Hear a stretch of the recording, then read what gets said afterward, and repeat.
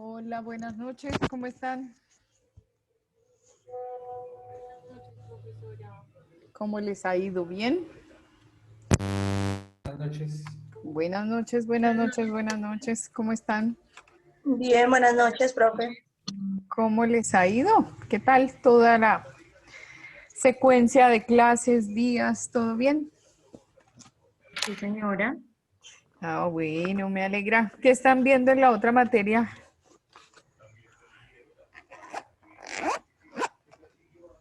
Es la clase de comunicación oral y escrita. Ujú, Digamos que nos han puesto varios ejercicios para soltarnos a la hora de hablar. ujú.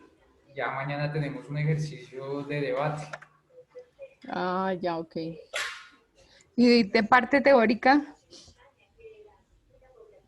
Hablamos de algo como lo del emisor, el receptor, pero más que todo ha sido práctico el podernos desenvolver frente a un público, frente a una pantalla, sí, a poder hablar sin tener tantos nervios. Mm, ok. Pero de construcción gramatical, nada.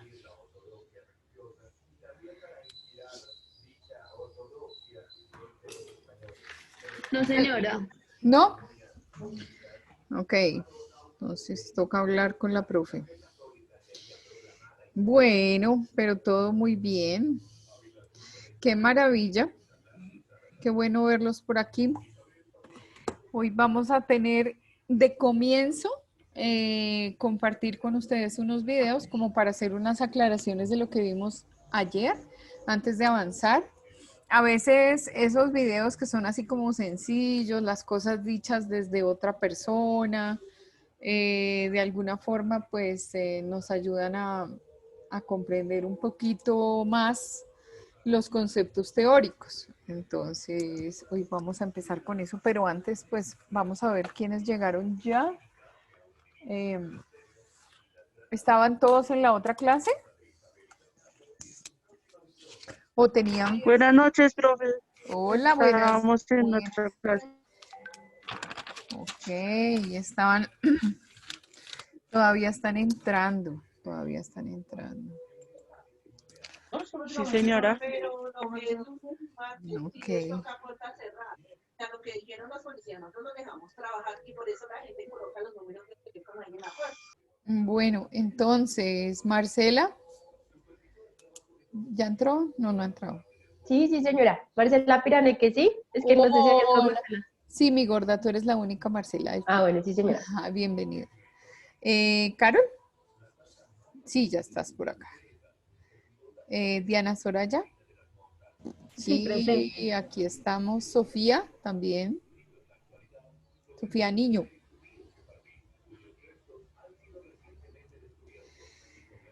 Angélica se excusó conmigo porque no ha podido organizar el tema de su trabajo. Julián está por aquí. Ángela, Ángela, Ángela, Profe, Ángela. me llamaste y no me funcionaba el audio. Ah, sí, mi chinita, pero ya te había visto. Ah, vale. Ángela Banda, no está.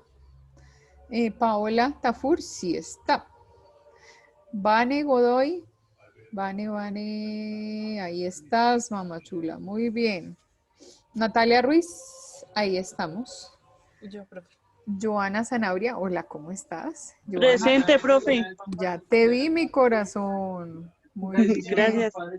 Y Paola también está ahí. Paola Chiscos, hola, ¿cómo estás? Bueno, muy bien. Entonces, voy a compartirte, Julián, para que me ayudes, porfa, como ayer. Entonces, el primer video nos ubica dentro de, para ir como, por ejemplo, entendiendo todos estos principios teóricos, nos vamos a ir a un modelo que se llama el modelo estructuralista. Y entonces ahí explica muy bien el video en qué consiste. Y es que desde Ferdinand de Saussure, que pues de una vez hago la aclaración. El apellido del señor se pronuncia Saussure, pero se escribe Saussure. Y hay mucha gente que cuando se refiere a él le dice de todo. Saussure, bueno, de múltiples maneras le dicen y uno lo alcanza a notar cuando pues busca uno esos videos de YouTube y son muchas personas en Latinoamérica haciendo reseñas, estudiantes como ustedes que dejan un video acerca de las teorías de la comunicación y entonces nunca le dan el nombre correcto al señor. Él se llama Ferdinand de Saussure, después lo vamos a ver un poquito más claro.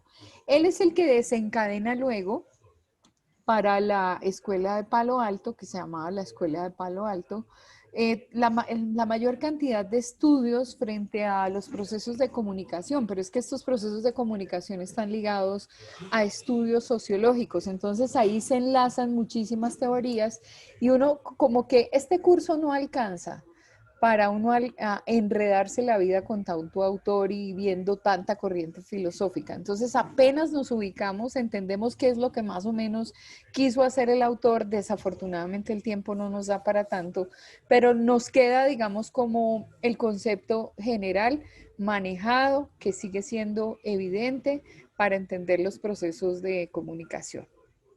Entonces, muy bien. Entonces ya puedes compartir el primer video. Se trata de la teoría estructuralista y pues cuando lo arrancas desde el comienzo porque puede ser que esté adelantado. Listo, profe. Ahí ya me dice la opción de compartir pantalla, sí. Sí, mi chinito, ya está su merced con la opción. A ver, espera un poquito.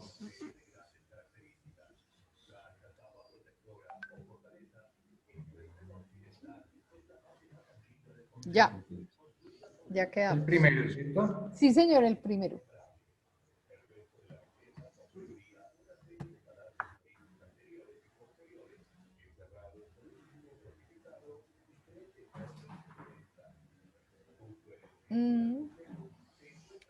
Pero ahí debes centrar a tal vez copiar el enlace y ponerlo en YouTube. Entonces te toca abrir YouTube, devuelverle, simplemente copia el enlace, Sí. a ver si sale todo completico y lo pones Voy ahora a copiar. en YouTube.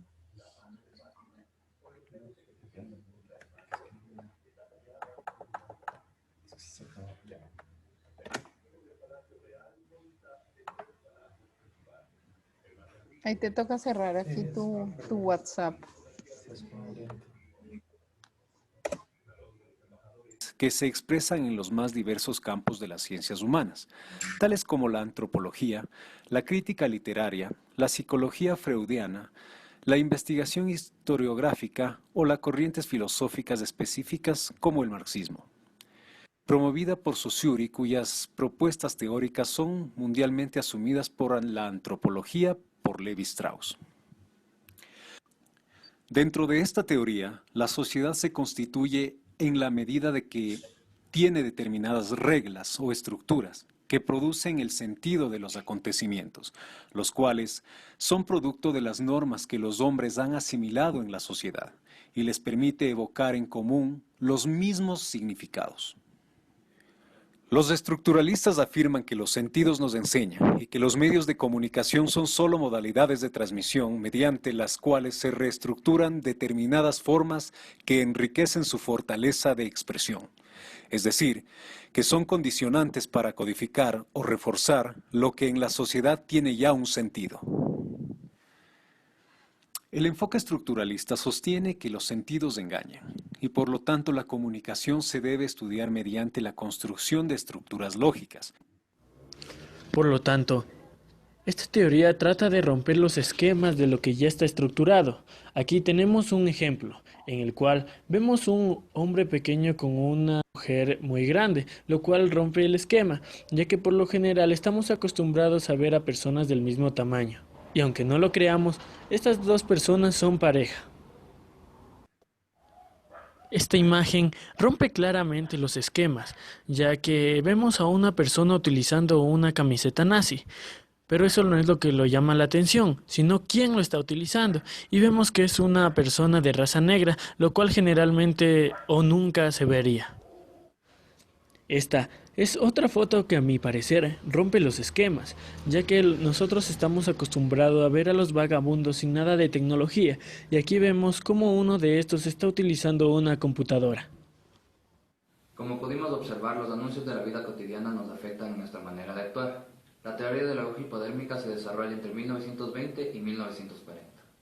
La idea es que los mensajes sean recibidos de manera uniforme y estos suscitan efectos directos e indirectos. Es decir, a principios del siglo XX se configura una imagen de sociedad de masa. Esta masa pasó a ser objeto de estudios en Estados Unidos, creando así una teoría llamada aguja hipodérmica. Podemos diferenciar 3 puntos respecto a la influencia de los medios sobre la audiencia, la cual es fácilmente manipulable. 1. Los individuos se hallan aislados psicológicamente. 2. La impersonalidad predomina en las interacciones sociales. 3. Los individuos no se ven afectados por vínculos sociales. Esta teoría afirma que el que tenga el poder de los medios va a tener el poder de la sociedad. Un claro ejemplo es la visión radiofónica de la Guerra de los Mundos en 1938. Fue tal el efecto de esta emisión que la sociedad de Estados Unidos entró en pánico. Esta retransmisión fue la primera a escala mundial para mostrar la teoría de la comunicación a través de los medios. Otro ejemplo donde vemos que se usa la aguja hipodérmica es en las propagandas políticas que se utilizaron durante la Segunda Guerra Mundial, principalmente las de Estados Unidos y Alemania. A través del uso de campañas mediáticas dirigidas a las masas sociales, las potencias mundiales se encargaban de comunicar un mensaje específico a sus audiencias. Los estadounidenses convencían a sus compatriotas de la maldad que representaban los nazis y lo magnífico que era el territorio americano.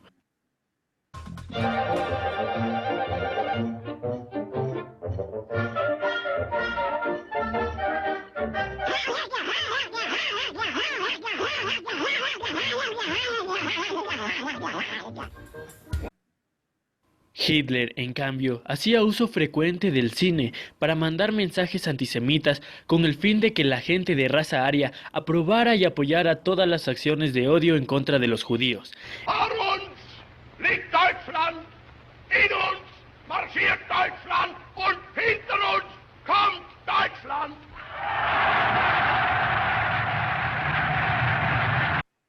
En otras palabras, ambos países recurrían a los medios de comunicación para inculcar en la cabeza de la audiencia quién era el enemigo y por qué habría que acabar con él.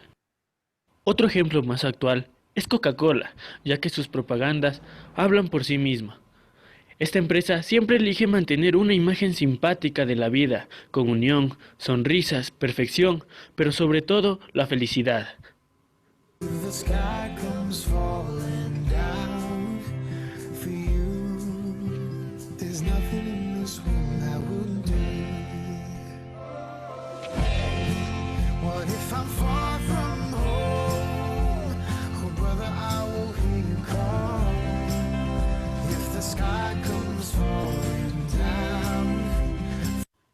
Y después de ver sus comerciales, sin darnos cuenta en el momento menos pensado, hemos de estar consumiendo una deliciosa Coca-Cola.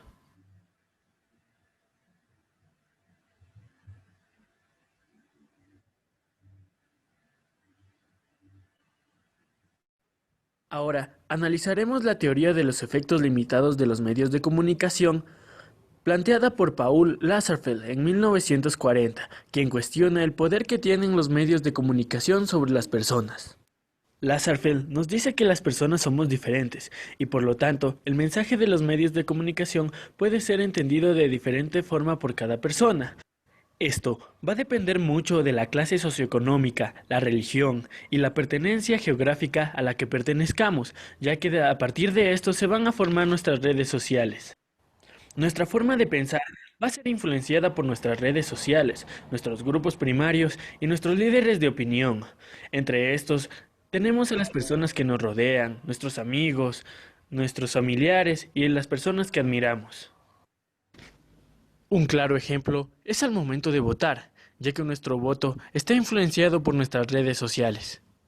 Si nuestros amigos y nuestros líderes de opinión votan por una persona, seguramente nosotros también lo haremos, ya que tenemos la plena confianza de que están votando por la persona correcta y nosotros también lo haremos. Por lo tanto, se contrapone a la teoría de la aguja hipotérmica e ignoramos la propaganda que nos infunden los medios de comunicación para confiar en nuestras redes sociales. Otro claro ejemplo lo tenemos en los acontecimientos que sucedieron después del terremoto en Ecuador. Seguramente todos estábamos al tanto de lo que nos decían los medios. Sin embargo, cuando venía una persona que estuvo en el lugar de la catástrofe y nos cuenta sus experiencias, dejamos de confiar en los medios de comunicación para ponerle atención a la persona que vivió realmente esta catástrofe.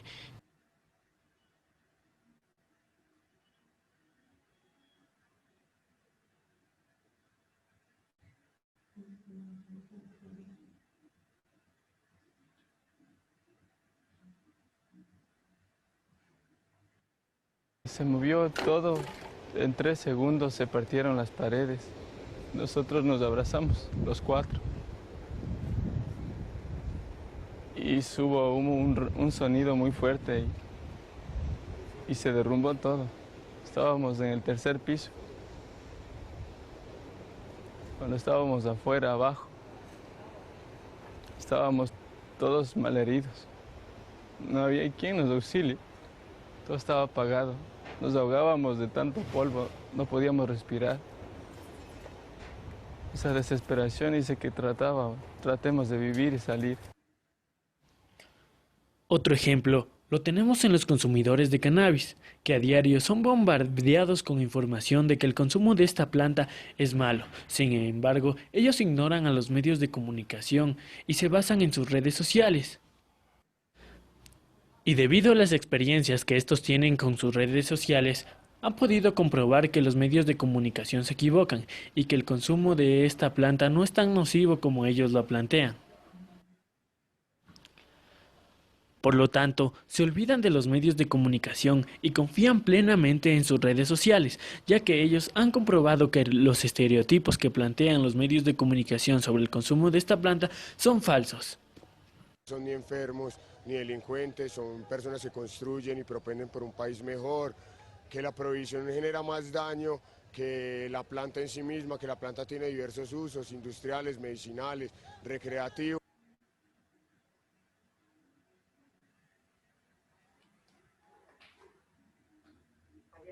Bueno, muy bien, gracias Julián. Entonces, pues básicamente ahí lo que alcanzamos obviamente a entender, aunque se pasea el video por una cantidad de teorías, que puedes parar el video, Juli, porque si no se va a ir al siguiente video por allá si no lo paras. De alguna forma, nosotros tenemos una comunicación pues que es evidente para todo el mundo. Tenemos una comunicación que todo, absolutamente todo comunica, que uno tiene la posibilidad de impactar al otro, de manipular, de manejar. Por ejemplo, este último con la declaración inocente de que con la marihuana pues no pasa nada, porque pues la marihuana pues tiene diversos usos y fuera de eso es de carácter medicinal. Esa información así, desprovista de una responsabilidad, es decir, sin llegar a pensar en la responsabilidad del emisor, pues cualquiera ve eso y dice, no, pues yo voy a consumir marihuana, pues no tengo ningún problema. Y hay una gráfica, entre otras cosas, muy simpática, donde está medio cerebro, es una hoja de marihuana y el otro medio cerebro es un cerebro. Y lo que la gente no sabe hasta que no habla con una persona encargada de esas que conoce mucho del tema, es que la cantidad de problemas cerebrales que se desatan a partir del consumo de la marihuana es grande, y si se hace con niños pues mucho más impactante, porque los niños son mucho más tiernos, más débiles frente a ese proceso y pues a todos nos hace daño. Entonces la información y la comunicación producen sus efectos. producen efectos de carácter político, de carácter ideológico, de carácter sociológico. Por lo tanto, lo que nos muestra esta teoría estructuralista, aunque en un comienzo, digamos hacia los años 60, esta teoría toma muchísima fuerza. De alguna forma, de ahí se desencadenan una serie de estudios y de teorías donde hay situaciones muy útiles para comprender cómo son estos procesos de comunicación y de qué manera nosotros utilizamos los medios para impactar los públicos y las audiencias. Es que he ahí la responsabilidad del comunicador social. El comunicador social no es un chismógrafo, no es alguien que tenga que dedicarse, por ejemplo, a entretener únicamente. O sea, los medios de comunicación, por ejemplo, en Colombia, deben cumplir 3 funciones. La primera es educar. La segunda es entretener.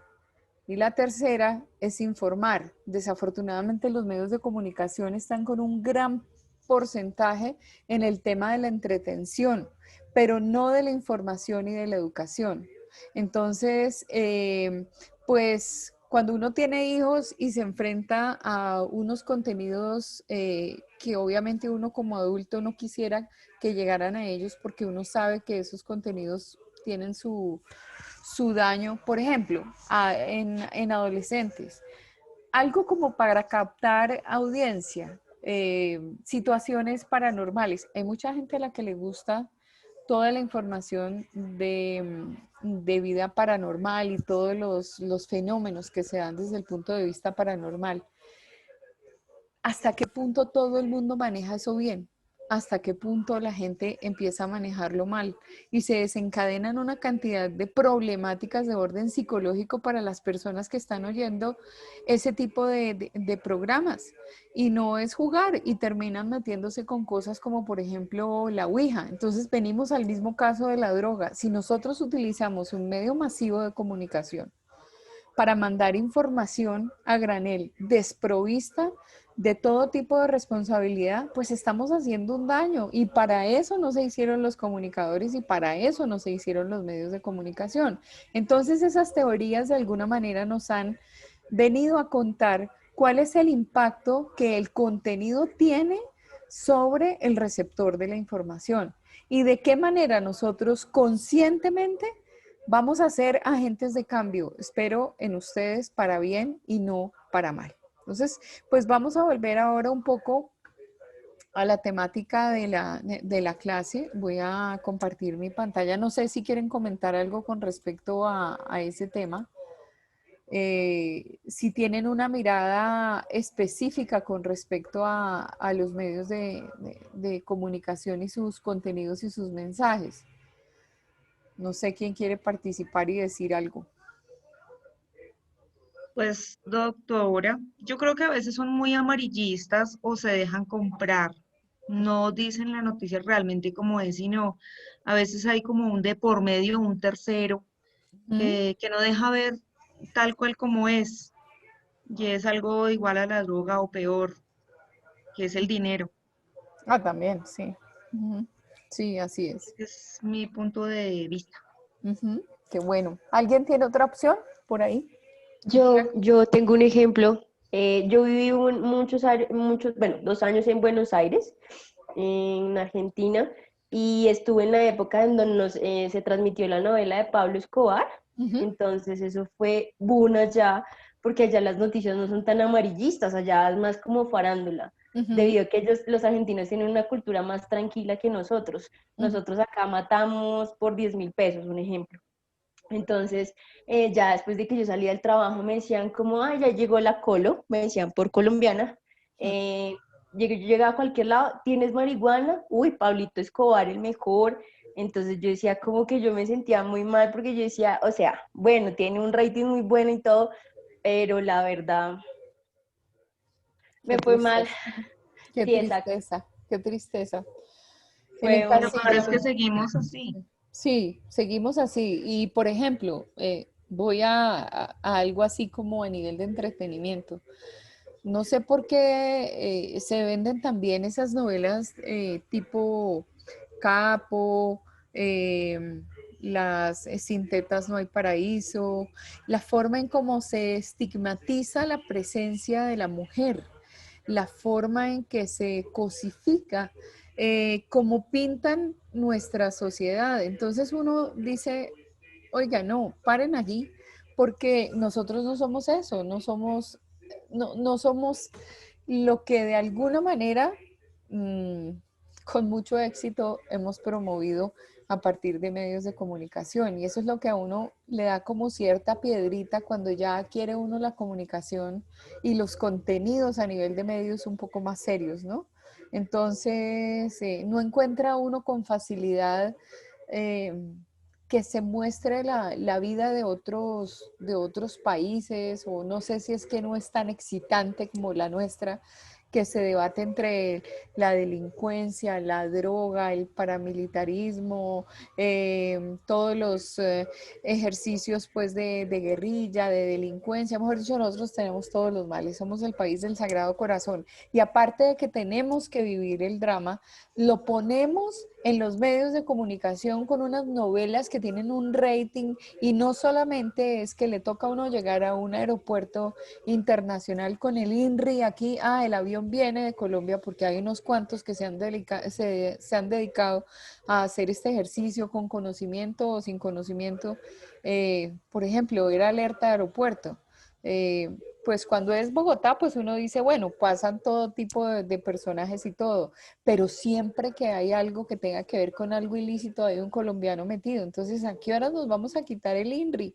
Pero tenemos la culpa porque en lugar de contar las maravillas de Colombia, de la gente que saca tantos avances a nivel tecnológico, a nivel empresarial, tanto semillero, tanto startup a nivel de crecimiento empresarial, tanta gente tan inteligente, graduada en todas partes y apareciéndose en la mayoría de las compañías del mundo, y son colombianos y logran unos desarrollos científicos, tecnológicos. En lugar de estar resaltando eso, estamos resaltando a la ova que se deja comprar, que le ponen teclas y que le ponen cola, y que es el mundo de la mafia. O sea, eso es triste, realmente es triste, y pienso yo que ahí fallamos un poquito en las funciones de la comunicación, pero pues ahí es donde está el tema evidente de esas teorías de las que hablaron nuestros teóricos, de cómo uno puede manipular la masa y cómo puede uno hacer que la gente piense de una determinada manera. Entonces, aquí en esta clase tenemos la misión de ver eso. Bueno, muy bien. Muchas gracias por sus aportes y comentarios.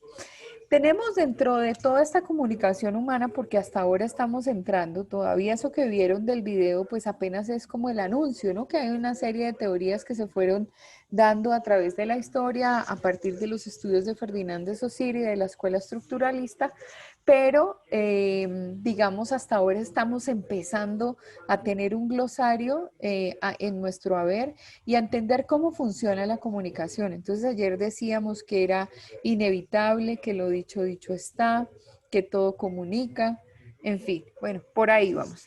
Ahora vamos a ver el fundamento antropológico de la comunicación, y ese fundamento antropológico de la comunicación se da en un plano general. Ese plano general es donde intervenimos varios, donde nos juntamos y donde hacemos el nosotros, es donde surge una dimensión social y comunitaria. Entonces, a nivel de vocablo, todo empieza por lo mismo: comunicación, comunitario, pero todo viene de un vocablo que es lo común. ¿Y qué es lo común? Lo que es para ti y es para mí, lo que es para Pedro, para Juan, para María y para Evidalia. Ese plano entre todos nosotros es donde surge la dimensión social de este proceso. Entonces, vamos a ver, por ejemplo, nosotros en este plano, cómo aparecemos con el yo, aparece el tú, y en este plano de intersección, si estuviéramos hablando de la teoría de conjuntos, aparece el nosotros. Y este se va multiplicando en la medida en que se va haciendo más grande, obvio, pero a la vez pues mucho más pequeñito cuando yo meto acá otro círculo del mismo tamaño, porque todos tenemos obviamente la misma participación. De ahí que surjan cosas de que mis derechos terminan donde empiezan los tuyos y cosas así por el estilo. ¿Por qué? Porque empieza un fundamento antropológico donde nosotros debemos ser conscientes de la presencia del otro. Es que esto no se hace a partir del ego, no se hace a partir de mi yo únicamente y todo para mí, no. Hay una conciencia de que el plano más importante es el que construimos entre todos y se denomina el plano del nosotros. En ese tú y en ese yo hay unas características que todos tenemos y que es importante tenerlas conscientes en este análisis antropológico de la comunicación. La primera característica es la singularidad. Cada persona es única e irrepetible. Ninguno es idéntico al otro. Yo puedo tener trillizos, mellizos, puedo tener un embarazo gemelar y mis dos hijos no son igualiticos. Cada uno es el mismo. Ustedes ven que si tienen, por ejemplo, hermanos, aunque todos hayan sido gestados por el mismo papá y la misma mamá, entre hermanos hay unas diferencias grandes. Cuando uno ve, por ejemplo, a los gemelos, a los trillizos, a los cuatrillizos, a los quintillizos, la gente es divertidísima viendo, y es que son igualiticos. Y la mamá, pues lo más simpático es vestirlos a todos idénticos, ¿sí? Entonces, tengo una gemela y entonces a esas gemelas se visten igual. Yo tuve en el colegio unas compañeritas pequeñitas, yo ya estaba en bachillerato cuando entraron unas trillizas. Ustedes no se alcanzan a imaginar lo diablas que eran las trillizas. Eran unas goteras que tenían como más o menos como unos 8 años y una era muy buena en matemáticas, pero las otras dos hermanas no eran buenas en matemáticas, ellas tenían sus fortalezas, entonces la otra era buena en geografía. Cuando tenían exámenes, ellas se cambiaban de salón, claro, estaban en el mismo curso. Entonces ellas estaban algo así como en segundo de primaria y tercero de primaria, una cosa así, y las profesoras eran enloquecidas porque decían, fulana de tal no da pie con bola en el tablero cuando dictamos clase, pero cuando vienen los exámenes, pues la niña presenta el examen y el examen es impecable. Eso tiene que ser que las trillizas se están cambiando y las bandidas hacían eso. Las bandidas eran unas locas muecas que iban cambiándose de curso porque no había sino curso A y curso B, entonces dos eran en uno y otra separadita en el otro curso, en el A. Y las chinitas eran igualitas por fuera, pero con competencias distintas.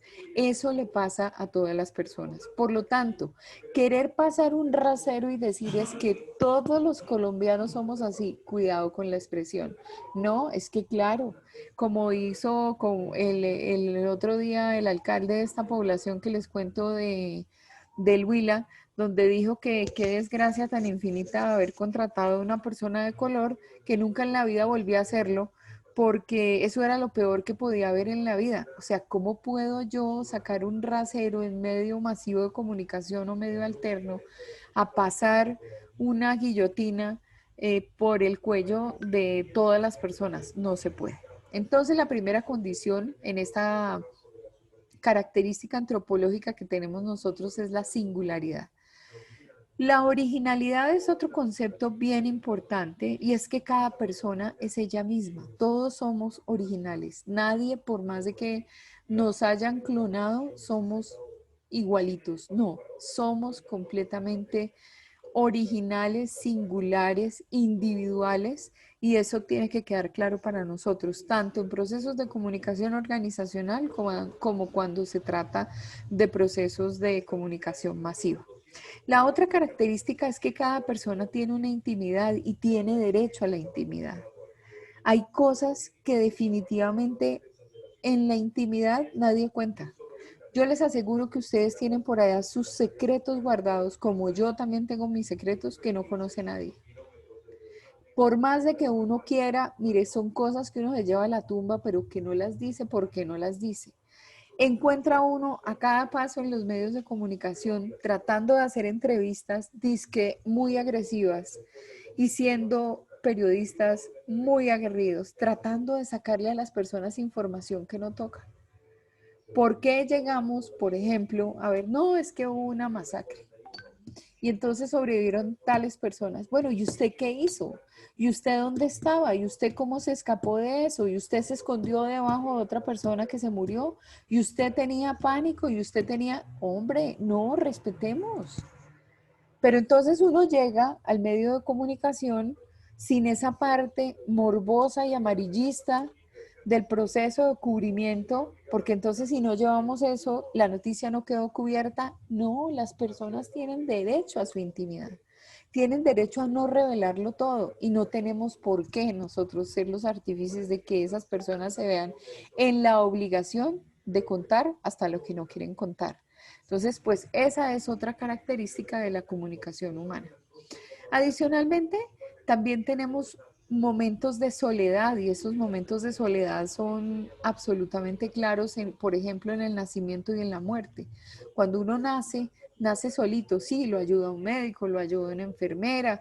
En los tiempos de antes, cuando los niños nacían de parto natural y nadie ayudaba a nivel de medicina, sino que era una partera, igual las parteras traían a esos bebés al mundo y su nalgadita se llevaban y pues bueno, ya sabían cómo manejarlos y cómo les limpian la nariz y los hacen llorar para que despejen las vías respiratorias y todo eso. Pero ese proceso de nacimiento, de inhalar y de tomar la primera bocanada de aire, es un proceso de soledad, de la misma manera como uno hace lo contrario cuando fallece.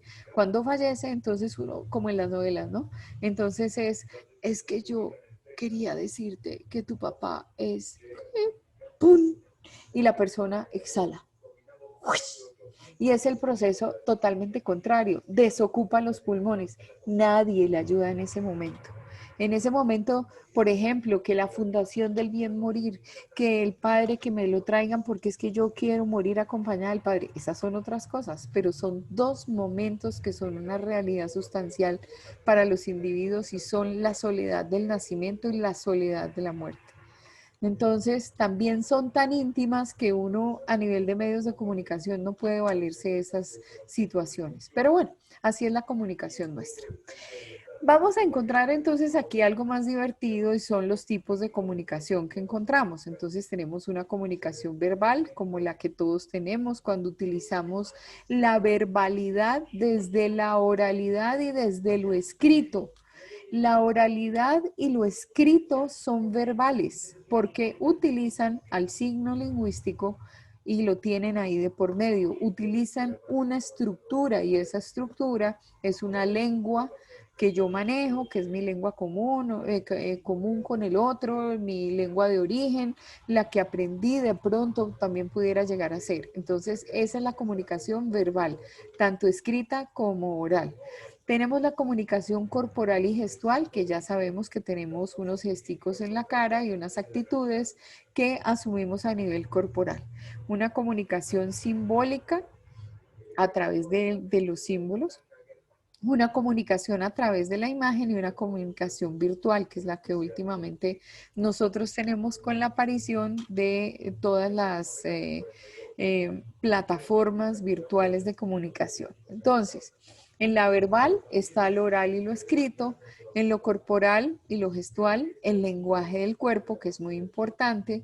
En lo simbólico tenemos las producciones artísticas, por ejemplo, la literatura, la pintura, la escultura, la música, el cine, todo aquello que exprese una idea o un sentimiento de manera retórica. Entonces no es con una figura como podríamos hacerlo verbal, sino que es a partir de la gráfica.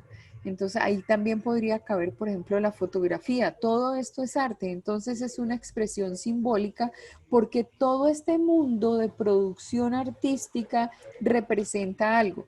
No sé si a ustedes les ha pasado, yo por ejemplo no soy muy docta en quedarme mirando una obra de arte a nivel de pintura y sobre todo con las escuelas modernas, decir, pararse uno y no, qué belleza, el color. Pero si ven, es que aquí es como la libertad, el aire, y uno está viendo unos manchones ahí, con todo el respeto del mundo, que creo que mi hija cuando tenía 5 años pintaba mejor que muchos artistas de la plástica. Uno no entiende eso, como no entiende la pintura, como de pronto no, perdón, la escultura, como de pronto no entiende la literatura, pero todo eso es una producción de comunicación simbólica porque además tiene detrás a una persona denominada autor. Entonces, el día que a Botero le dio por pintar a todo el mundo gordo, entonces él dibuja un saxofón y lo dibuja gordo. Pinta un caballo y el caballo es gordo.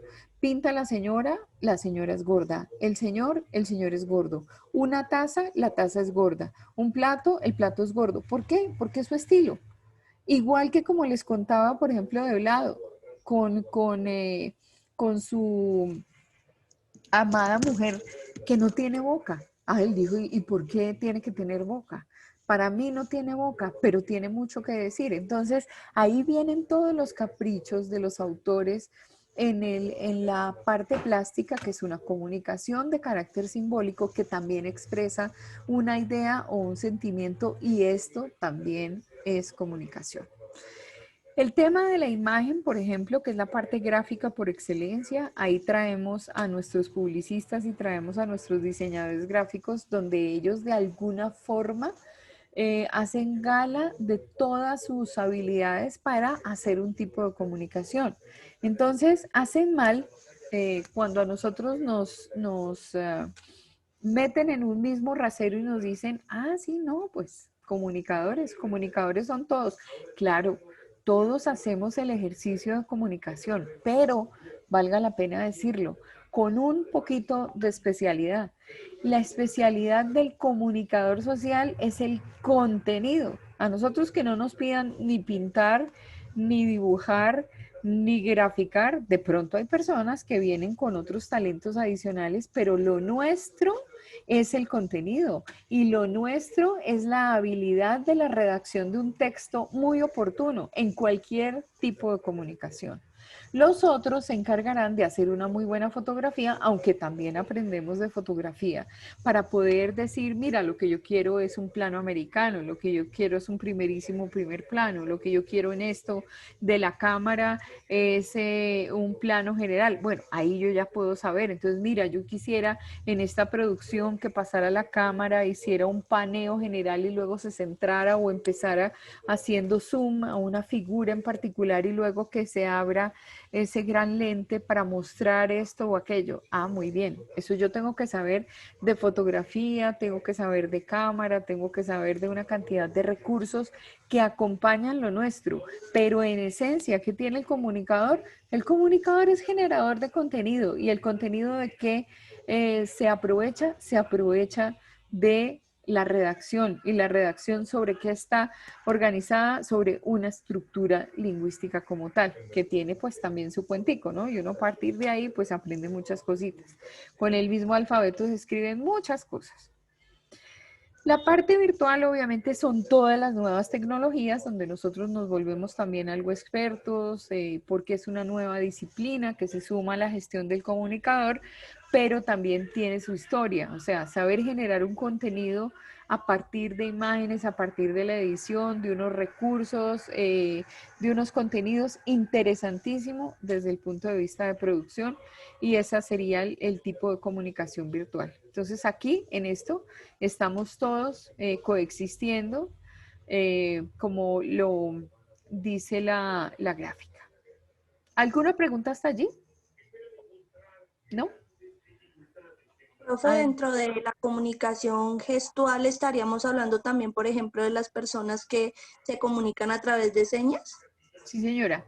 Y esa es una comunicación especializada porque es un lenguaje de manos, pero fíjate que ellos también corresponden a un código. Entonces ellos se organizan como código y saben que la posición de las manos y lo que ellos hagan están, digamos, como signos en lugar de la situación, en lugar de la cosa. Entonces esa comunicación gestual sí forma parte de este proceso, claro que sí. ¿Sí quedó clara la respuesta? ¿Sí? Sí, profe, bien, gracias. Ok, bueno, muy bien. Entonces vamos a continuar. Entonces recordamos que tenemos significados, que tenemos significantes, que tenemos denotación y connotación, que fue la explicación del día de ayer. Y sobre estos conceptos se anclan muchas teorías de la comunicación. El primero de los autores que vamos a ver, bueno, ya vimos a Ferdinand de Saussure, que es como el padre de todo este movimiento que se da para entender específicamente el proceso lingüístico, pero tenemos a un autor que nace en Buenos Aires, Argentina. Él nace en 1935, fallece en el 2014, es muy contemporáneo con nosotros. Él se llamaba Eliseo Verón. Era filósofo y semiólogo, lo que quiere decir que él estudiaba o era experto en la presencia del signo dentro de la sociedad. Y dentro de sus estudios tiene unos aportes muy, muy importantes para la comunicación. Fue compañero de Roland Barthes y él es creador de la teoría del discurso social. Cuando ella les decía que nosotros de alguna manera nos volvemos expertos en el contenido, pues esos discursos y esa capacidad la capacidad discursiva y de mandar ese mensaje con un contenido, por ejemplo, hay personas que son absolutamente expertas en eso. Yo considero que uno de los políticos nuestros es hábil orador, por ejemplo, Petro. Petro es un orador, pero de esos que uno se queda oyéndolo y uno dice, wow, este man, ¿cómo sabe? Y uno se deja envolver, ¿no? Y hay oradores muy fuertes. Cuando uno empieza a analizar, por ejemplo, los discursos y uno dice, sí, hablan bonito, pero de acciones, cero, cero, maraco, cero. Esa es la característica del político. El político en general, el político habla bien y adquiere unos, por ejemplo, Serpa en Bucaramanga era mamola. Y el tono le llama la atención a la persona que recibe el discurso. Este señor que fue alcalde de Bucaramanga, de apellido Hernández, pues entre otras cosas muy buen alcalde, pues creo yo que hizo un muy buen papel en Bucaramanga. Se vio envuelto por ahí en 2 o 3 cositas, una con el hijo, que hizo un negocio ahí como medio extraño, pero él en realidad es un hombre honesto y él se le metió al rancho, a las familias de siempre de Bucaramanga y pues tuvo la posibilidad de pertenecer a una, digamos, a su compañía, que fue la que trabajó durante mucho tiempo. Él es ingeniero, creo, y pues con eso ha hecho el dinero y ha estado involucrado en obras de infraestructura y todo lo que se ganó en la alcaldía siempre lo donó y nunca tocó ni un peso, pero el tipo ha sido repolémico y se le mete al rancho a cualquier persona. Y de la forma como él habla, hay muchos que se enamoran. Y se enamoran porque el discurso vende, el discurso finalmente termina siendo la vía para que muchas personas lo sigan. Y así le pasa a mucha gente. Esa capacidad de la oratoria la tienen pastores de la iglesia, la tienen sacerdotes. ¿Ustedes recuerdan al padre, cómo era el que salía en RCN? Muy fuerte. ¿Padre Chucho? Al padre ¿Lineros? Chucho. El padre Chucho, el padre Linero son personas súper fuertes en la oratoria, pero súper fuertes. El padre Chucho tenía una vehemencia para plantear esos evangelios y cuál era el mensaje y uno terminaba diciendo, uy, si espere, yo me agarro a la silla porque mejor dicho, si no me convierto y hago lo que tengo que hacer, en una de esas me llegó el juicio final y aquí mejor dicho, Alta Margarito Claudia Lucía, de un paso adelante al frente para tierra más caliente. Y la verdad, uno les cree. Hay en su momento les compartiré un video muy lindo de Charles Chaplin en un discurso que tiene justamente emulando toda una situación hitleriana, un escenario de guerra con una cantidad de tropa enfrente y el tipo se manda un discurso que ustedes no se alcanzan a imaginar lo bonito del discurso. Eso era lo que estaba analizando Eliseo Verón, esa capacidad discursiva, pero también mirando mucho lo que es el discurso de la sociedad en sí. Ahorita estábamos viendo que la teoría estructuralista o la corriente estructuralista lo que trataba era de dar muchísimas explicaciones a nivel de sociedad, y esas explicaciones se dan unas por convicción, otras por convención. Entonces yo termino pensando exactamente lo mismo, y entonces como que es como si la masa se volviera una masa uniforme que piensa de una manera uniforme y se comporta de una manera uniforme. Entonces, todos esos análisis se hacen a partir de estos teóricos, y eso es lo que en parte nosotros también llegamos a hacer cuando profundizamos, por ejemplo, en el impacto que tienen muchos procesos políticos, muchas situaciones que nosotros desde el punto de vista de los medios de comunicación y del quehacer periodístico entramos a analizar y a criticar. Entonces, Eliseo Verón propone una teoría que analice o defina el discurso de la sociedad y que aclare cómo es que se recibe esa información y cómo se produce la comunicación, y que explique además cómo eso se va permeando entre toda la sociedad. Ahorita Marcela nos decía, yo viví en Buenos Aires y pues bueno, el argentino es muy tranquilo, y en Buenos Aires se vive un ambiente pues más bien como medio calmo. La verdad, no, sí tienes razón, no vive uno como con tantos azares como los que vivimos acá en Colombia. Ellos también tienen sus cosas, el hecho de tener una pasión, por ejemplo, por el fútbol. Ellos son apasionados por el fútbol. Y los uruguayos, y Marcela que no me va a dejar mentir, por el mate. ¿Cómo uno entiende que una sociedad tiene que vivir con un termo aquí debajo del brazo, y a donde quiera que va, lleva el termo porque está tomando mate? O sea, nosotros no llevamos la greca del café a todas partes, y la gente toma tinto a la lata, ¿sí o no?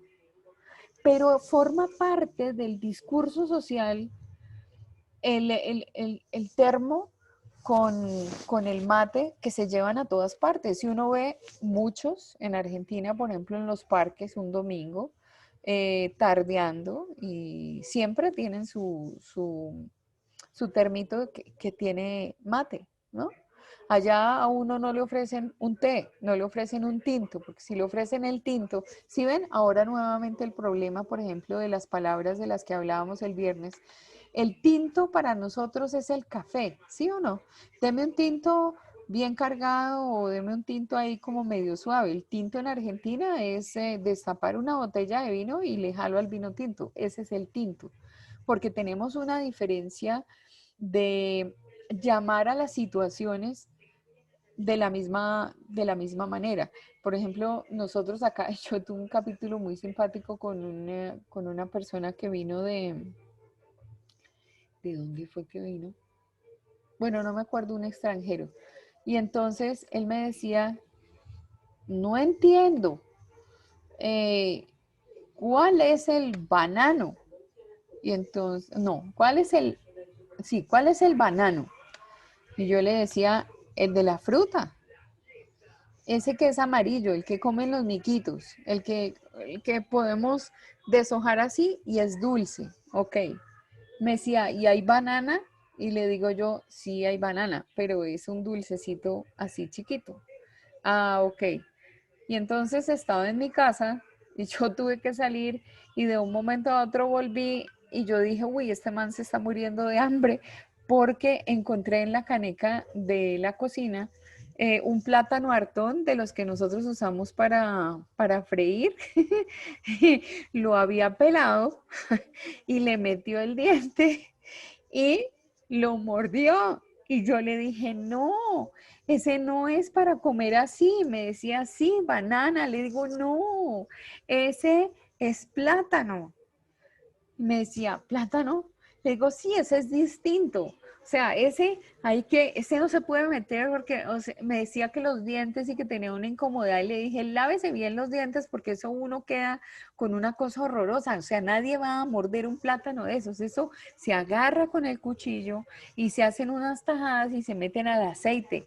Esos son los plátanos. Y me dice, ok, entonces hay banana y banano, sí. Y hay plátano, plátano. Dice, ¿y también hay platana? Le dije, no, plátana no hay. Ese es el complique de nuestra lengua y llamar a distintas cosas. Ahora, ese mismo bananito en la costa se llama guineo y en otras partes lo llaman pecoso y así sucesivamente. Entonces, pues a nosotros se nos complica un poco la vida, pero todos esos son lecturas de carácter social. Y hay otros temas muchísimo más complicados que van circulando socialmente y entonces ahí es donde uno ve cómo se cumplen las teorías, de alguna manera cómo el mundo termina comiéndose el cuento y termina pensando distinto. Por ejemplo, no estoy haciendo juicios de valor, pero estoy, digamos, hablando de situaciones culturales que tienen pues una explicación y unas acepciones de carácter cultural. Nosotros en Bogotá no habíamos visto personas que andaran en chanclas. O sea, las chanclas son para la casa. O sea, uno tiene su chancla. Y la chancla está para meterse al baño. Y uno lleva la chancla y sí se la lleva a Melgar, se la lleva a la piscina. Y uno en Melgar, en Girardot, en Villeta, en todo lo que se llame lugar de veraneo, pues aplica chancla. Pero Bogotá no. ¿Quién anda en chanclas en Bogotá? Pues el venezolano. El venezolano se acostumbró que de donde venga, de Maracaibo, de Caracas, de lo que sea, es un man y una vieja en chanclas. Pero eso es una lectura social. En la costa, para la gente del interior es una gente que es solapada, que no es tan abierta, que nos tildan de muchas cosas, aburridos, pero es que nosotros, pues, sin echarle vainas al costeño, nosotros realmente nos comportamos de una manera diferente. O sea, nuestra misma región, nuestro mismo frío hace que nos vistamos, que seamos un poco más formales, que no lleguemos a los gritos a cualquier parte. Y nadie aquí en Bogotá, a no ser ahora que uno tiene las serenatas, pues de tanta gente que es músico, cantante y todo eso, pues hay que vivir de algo. Ahora tenemos por todos los barrios de Bogotá, los viernes, desde viernes a mediodía, todo el sábado y todo el domingo, serenata. Y de verdad que sí, porque hay mucha gente que vive de la música y tiene que vivir de algo. Pero normalmente nosotros no sacamos un parlante para oír vallenatos por la ventana de la casa. O sea, eso no lo hacemos. En la costa sí. En Barranquilla sí se ve. Y cuando uno empieza a entender la idiosincrasia del de Barranquilla, del de Cartagena, dicen que el de Cartagena es mucho más pinchado. Él es mucho más, digamos, como protocolario, es como es mucho más organizado en su forma de vestir, en su forma de hablar. Sin embargo, pues uno no hace diferencias entre una persona que venga de Valledupar, entre una persona que venga de Barranquilla, de Cartagena, pero todos los costeños entre sí son completamente distintos y son distintos nuestros costeños a los costeños de otros países. Por ejemplo, el guajiro se alcanza a parecer un poquito al de Maracaibo en Venezuela, pero no es que sean iguales. Y tienen características. Por ejemplo, en Venezuela la gente se acostumbró a que la marca es muy importante en su vida. A nosotros nos vale 5 la marca.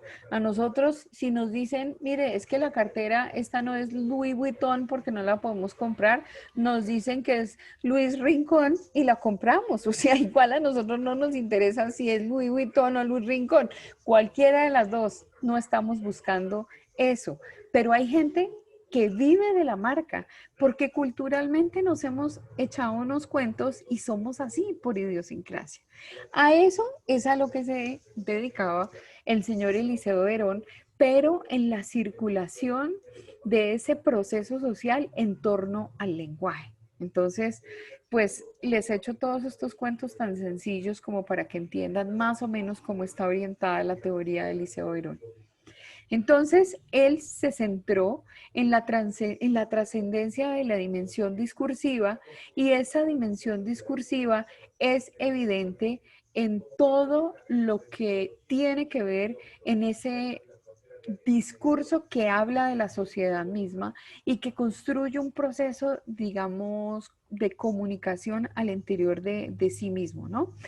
Recibe la herencia de Saussure, porque ya vimos que Saussure, dentro de la teoría estructuralista, lo que hace es que de alguna manera en esa época estaban tratando de que todo tuviera una explicación y que adicionalmente todo el mundo llegara a pensar de la misma manera, porque se establecían unas reglas que le daban sentido a las concepciones de carácter social. Entonces, el hecho de seguir una regla, de seguir un modelo, de seguir un comportamiento. Este autor dice que su teoría es un modelo binario. ¿Y por qué es binario? Porque se ancla en el significado y el significante. Por eso era importante decirles a ustedes antes cuál era el concepto de significado y significante para que pudieran entender al señor Eliseo Verón y pudieran entender de dónde viene Saussure con su escuela estructuralista. Entonces, le dan como sentido al proceso de comunicación y a los contenidos, y que tienen sentido dentro de lo que es la misma circulación social, o sea, a partir del núcleo donde esté. Leer al de Uruguay, a la persona de Uruguay, en un domingo, en un día laboral, con un termo debajo del brazo, y ese mismo termo lo tiene la persona que tiene mucho dinero o la persona que no tiene dinero. O sea, no importa, el dinero no es. Lo que importa es vivir alrededor del mate.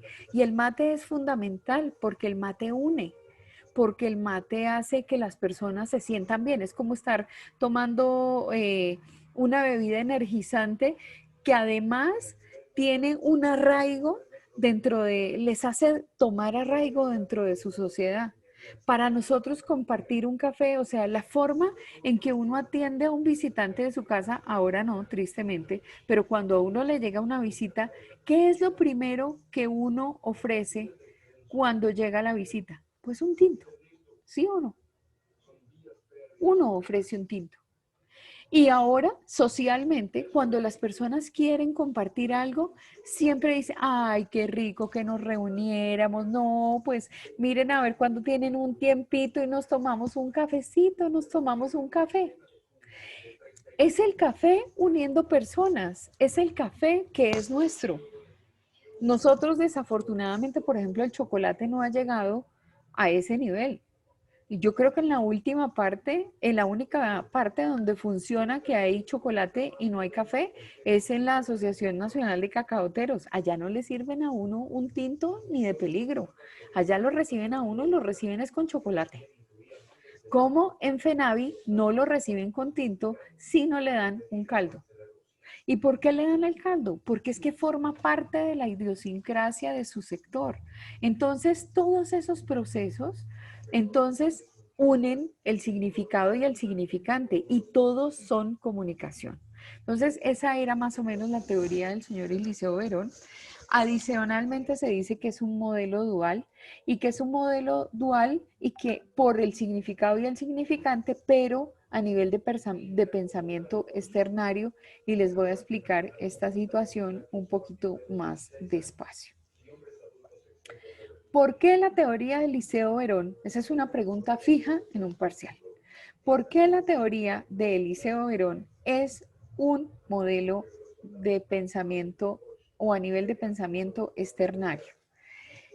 Porque interactúan el interpretante, que es la persona en sí misma, que es la que hace la función de recibir al signo, y el signo ya sabemos que el signo es esa realidad que está en el lugar de la cosa, ¿cierto? En el lugar del objeto, en el lugar del concepto. Entonces, el signo, por ejemplo, la nota do, gráficamente, si yo la veo como una negra, entonces tengo una bolita negra y un palito. Para los músicos tiene una duración. Eso a nosotros, digamos, no nos interesa. Lo que es interesante es que en una orquesta, si la partitura dice do, no se puede tocar un fa o no se puede tocar un re, porque entonces la orquesta se desafinaría. Entonces, ¿qué pasa? ¿Quién está frente a los signos? El interpretante, en ese caso el intérprete, que es el intérprete de música, con un piano, cantando, con un saxofón, con un violín. Él está frente a la nota y él ve que es una nota, que es do, y la toca, ¿cierto? Entonces, ¿qué pasa en este modelo ternario? Entonces, yo tengo al signo, tengo al intérprete, que es la persona, el interpretante que está allí, y lo que se produce a nivel de contenido, que en este caso vendría a ser música. ¿Es claro o lo repito? Dígamelo de verdad. ¿Puedes repetir, por favor? Ok. Entonces, Eliseo Verón hace toda su teoría en torno al discurso. El discurso está anclado en un modelo social, es decir, el discurso es de cualquier grupo social, de la sociedad, de personas que se juntan en un territorio y que piensan de una manera y que tienen acuerdos y que han seguido normas y que se mueven con una estructura de carácter social igualita para ellos, o sea, los colombianos, los chinos, los uruguayos. Pero aquí, por ejemplo, de Colombia, uno empieza a ver que hay una cantidad de divisiones. Los paisas no son iguales a los costeños no son iguales a la gente la gente del interior no es igual a la gente de Nariño. Todos tenemos unas características. Lo que nosotros llamamos costeños, entre ellos no son igualitos, son distintos los de Cartagena a los de Barranquilla. ¿Por qué? Porque tienen su propia idiosincrasia y tienen una situación, digamos, como modelo cultural y social que tiene unas determinadas características. Lo que el señor Eliseo Verón estudió es cómo se mueve ese discurso dentro de un proceso social.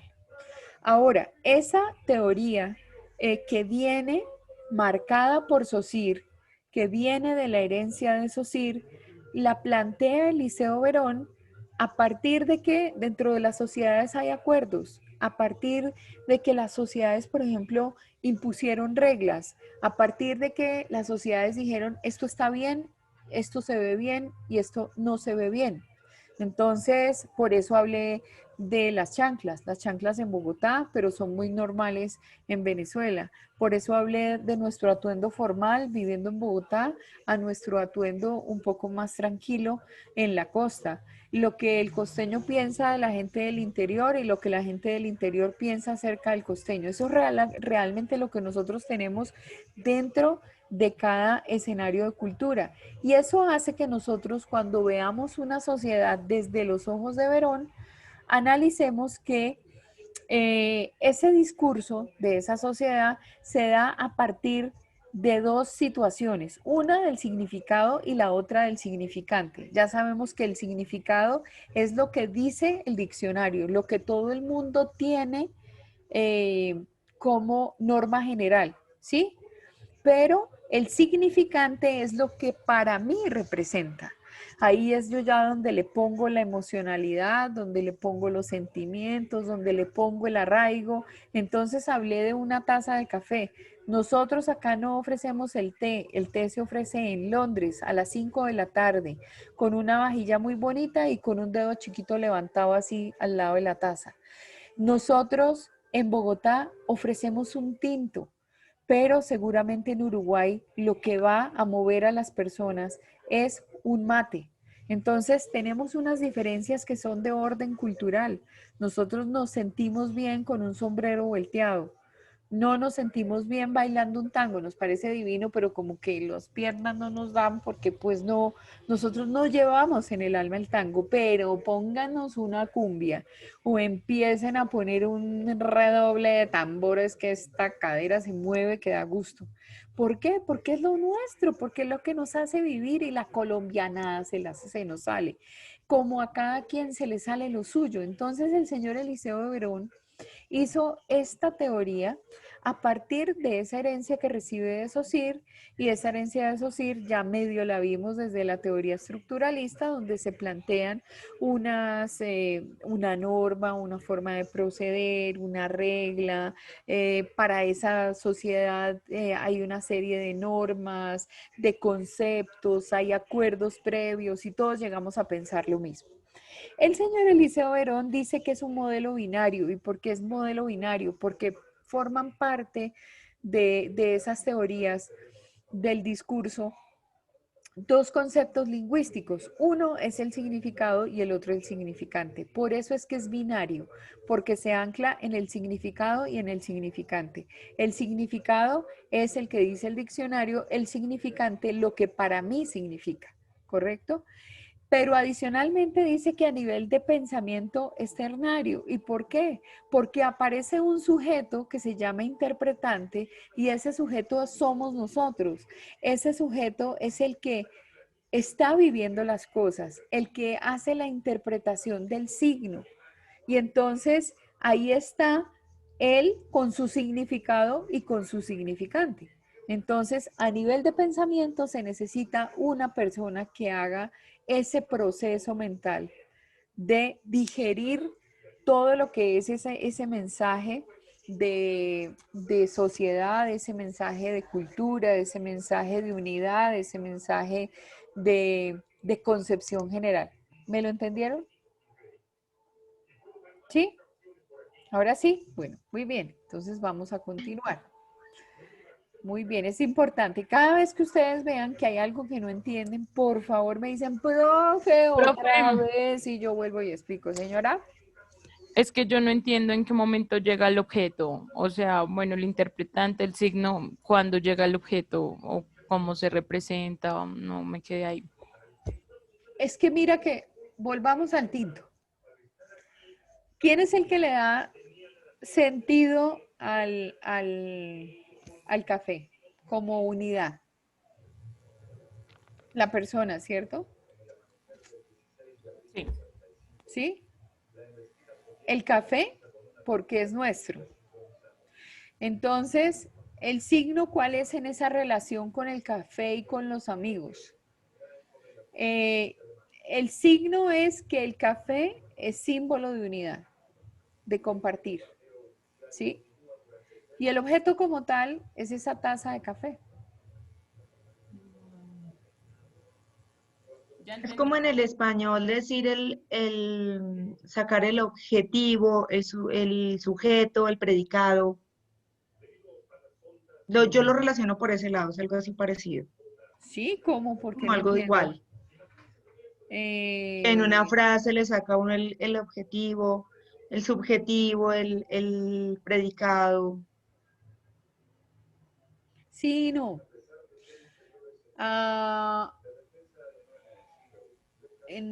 Pues no podría desde ese punto de vista.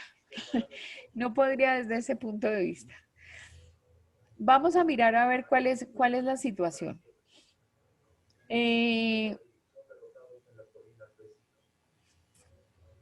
Digamos, yo en la parte de la música, pues lo relacionaría como el representante sería la persona que pues dirige la orquesta, el signo sería como la nota y el objeto sería como la batuta, creo que se llama. No, la música.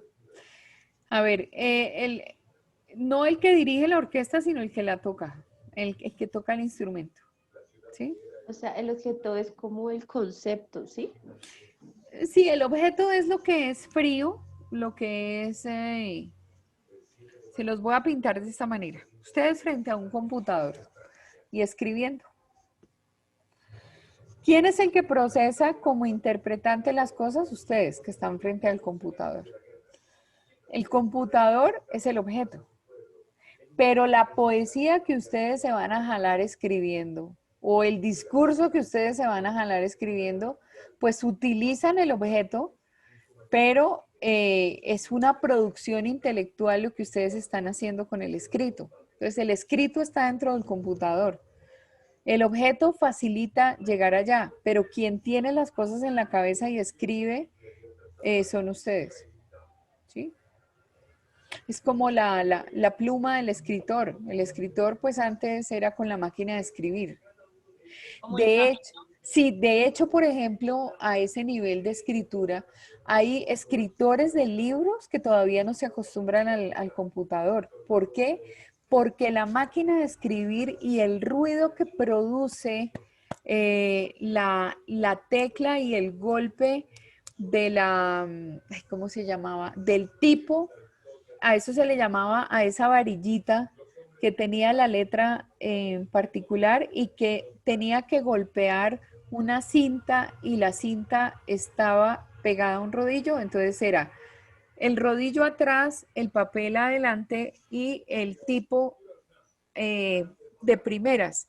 Y cuando uno oprimía la A, inmediatamente salía el bracito, golpeaba el papel, pero el papel se impregnaba con una cinta. Entonces la cinta subía y sonaba, ¿sí o no? Sonaba. La máquina de escribir conocemos cómo suena. Hay personas que no volvieron a escribir única y exclusivamente porque no tienen una inspiración cuando el computador no suena, mientras que la máquina de escribir sí, y luego mandar la palanca para que se devolviera el rodillo y siguieran escribiendo, taca, taca, taca, taca, taca. Eso era como lo que mantenía vivo ese proceso de comunicación ahí, ¿no? Entonces, pues es como llegar a eso. Es que es bien difícil explicar esta situación y en virtualidad mucho más. Entonces,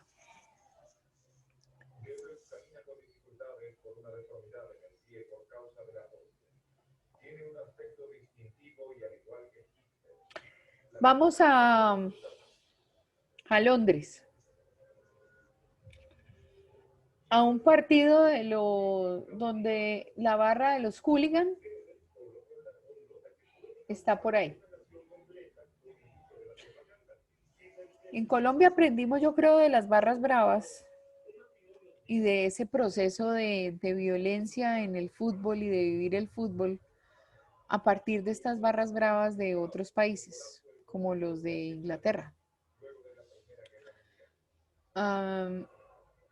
Es un partido de fútbol, como tantos que se hacen en el mundo, pero partido que se jugara tenía que tener a la barra saliendo por las calles, coreando por las calles, gritando violentamente en el partido, y sin ese componente no había partido.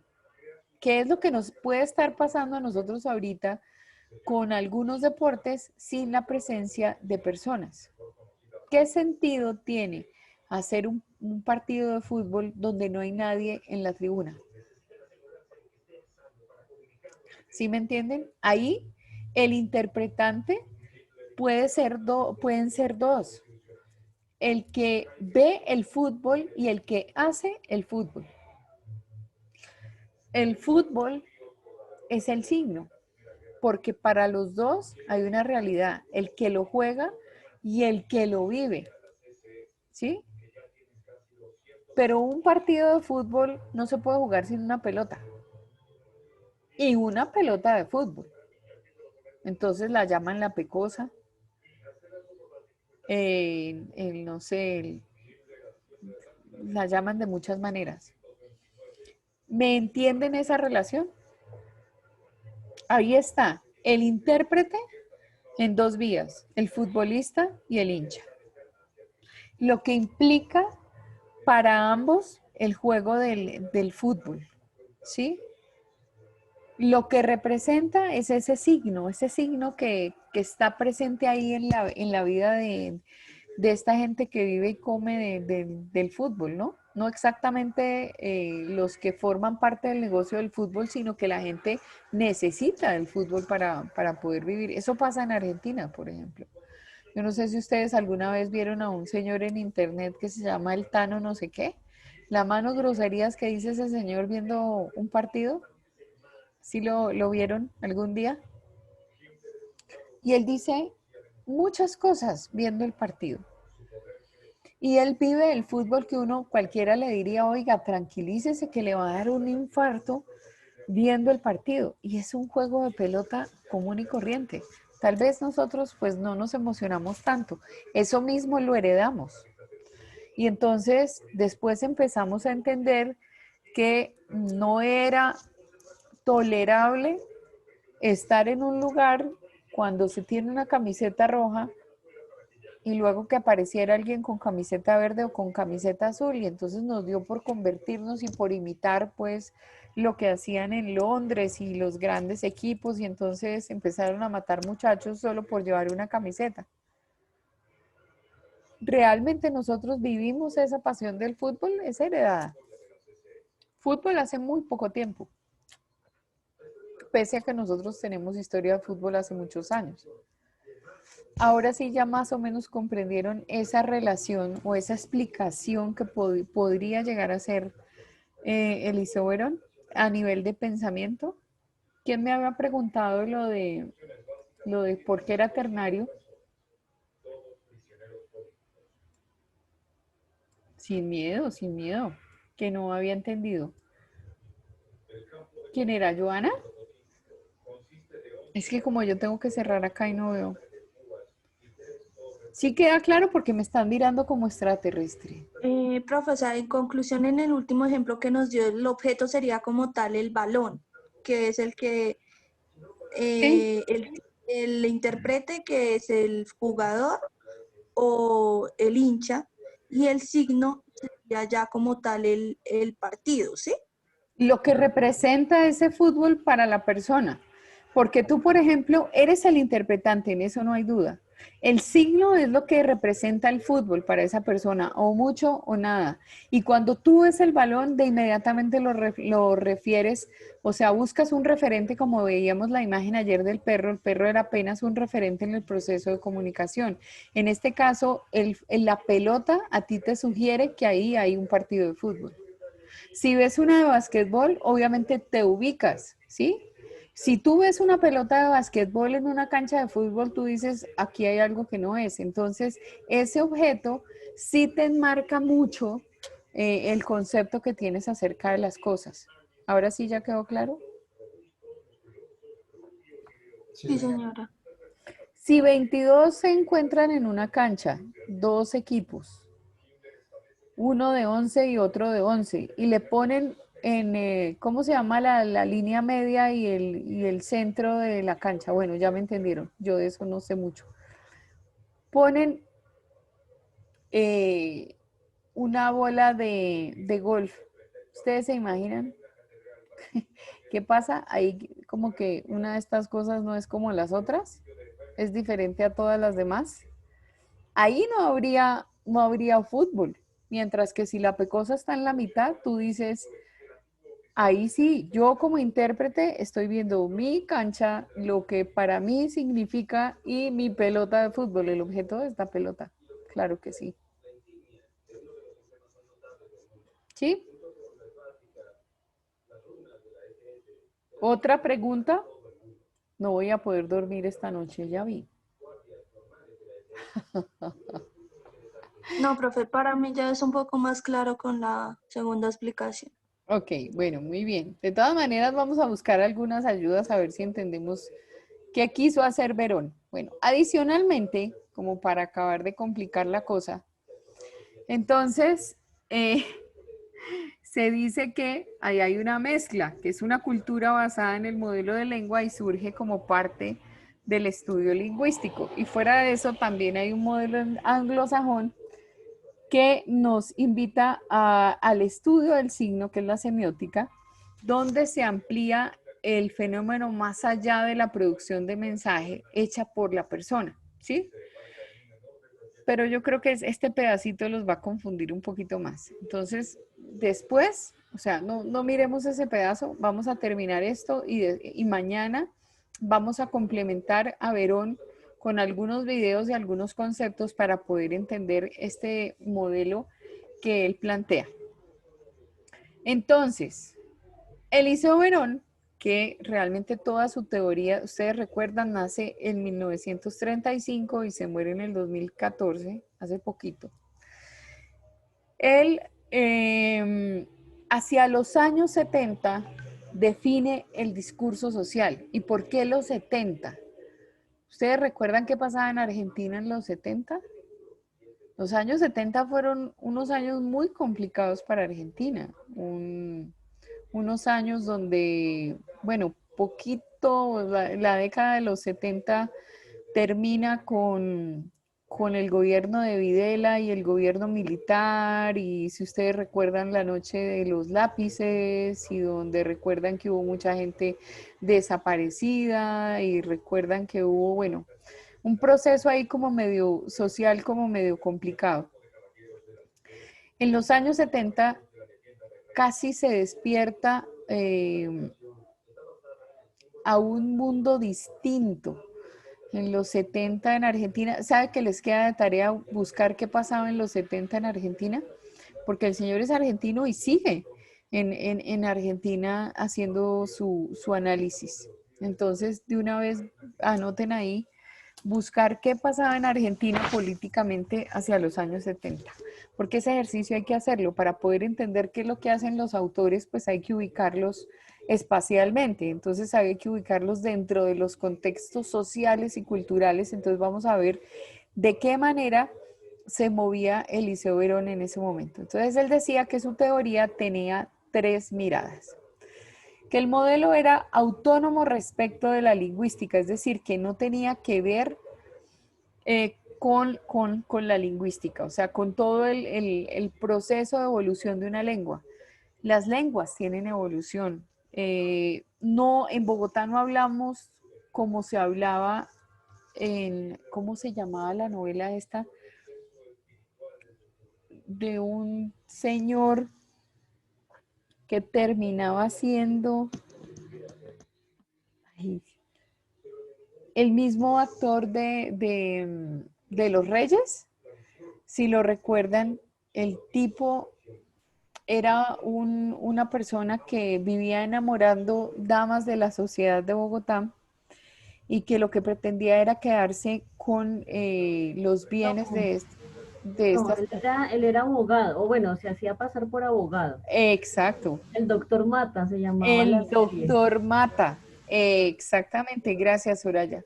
¿Ustedes recuerdan cómo hablaban en esa novela del doctor Mata? La forma de hablar era muy distinta a como hablamos ahora. Y había en particular, ¿quién era, Soraya? Una niña que era como la que lo descubre, que era una muchacha muy sencilla, que se da cuenta de todos los crímenes que él comete. Ella tenía una forma de hablar muy particular. Y en Bogotá hace muchos años, por ejemplo, en lugar de decir el niño, decían cachifo, y en lugar de decir una adolescente, decían fosfa, y tenían muchas acepciones a nivel de lenguaje. Y o sea, como hablaban los rolos en esa época, ¿recuerdan? Que ha sido crítica, por ejemplo, como el caso del Chinche. En el Chinche también se muestra esa forma de vivir y de ser del rolo de la persona que vivía aquí en Bogotá. Ya los que vivimos en Bogotá estamos lejos de eso. Ya no arrastramos la R, ni decimos, hola, ¿cómo estás? Mi abuelita sí. Mi abuelita se llamaba Leonor y uno le decía, hola, abuelita, ¿cómo es?